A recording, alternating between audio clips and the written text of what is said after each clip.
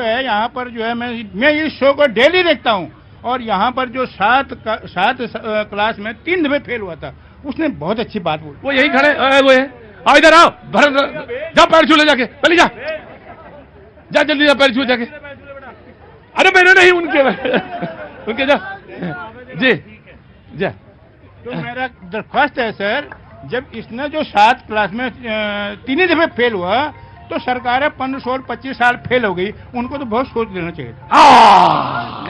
ये बड़ी दूर की बात कह दी आपने, पहाड़ वाली बात कह दी। बहुत वहां जाओ, मैं आता हूँ जी, बोले जल्दी। सर मेरा कांग्रेस जब से सुप्रीम कोर्ट का उसने खारिज की है सजा 2 साल की, तब से कांग्रेस की पूरी टीम लग गई है ये समझाने में कि निचली अदालत का जो 2 साल की अवधि का जो सजा सुनाई थी वो गलत थी। यहाँ पे सवाल ये नहीं उठता है कि सजा सुनाई कितनी गई है, यहां सवाल ये उठता है कि सजा सुनाई किसे गई है। अब सुनिए, 140 साल पुरानी आपकी पार्टी है, उसके पूर्व राष्ट्रीय अध्यक्ष हैं राहुल गांधी जी, उनकी पौत्र हैं पूर्व प्रधानमंत्री के, पुत्र हैं पूर्व प्रधानमंत्री के। ऐसा एक जिम्मेदार आदमी उसी देश में जिसने आपने 56 साल राज किया, उसके एक वर्ग को आप टिप्पणी करते हैं, और फिर अहंकार इतना कि अदालत में बोलते हैं आपकी माफी नहीं मांगूंगा। बात तो सारी कह गए, वैसे कोई बात नहीं, सजा तो मांग। हाँ जी, हाँ ठीक है। मेरा ये कहना था कि किसको दी गई है से ज्यादा बड़ा प्रश्न है किस वजह से दी गई है। वजह बहुत, लेकिन उन्होंने कहा कि कारण नहीं बताया आपने, सुप्रीम कोर्ट ने कहा कि आपने कारण नहीं बताया कि 2 साल आपने सजा क्यों दी।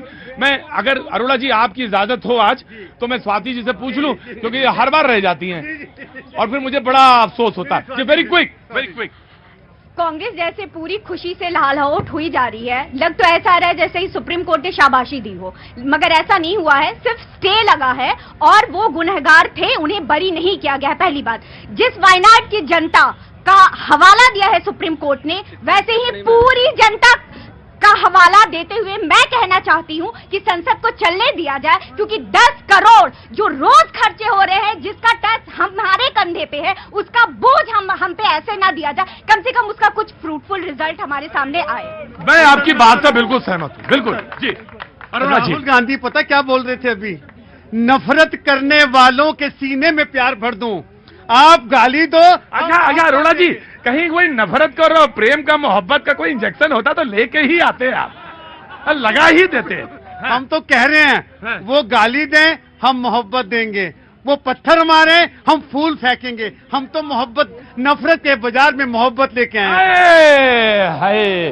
ऑफ कोर्स जी। मैं एक बात और यहाँ पर कहना चाहती हूँ कि कांग्रेस दोनों तरफ खड़ी रहेंगी और अपनी अपनी बातें कहती रहती हैं।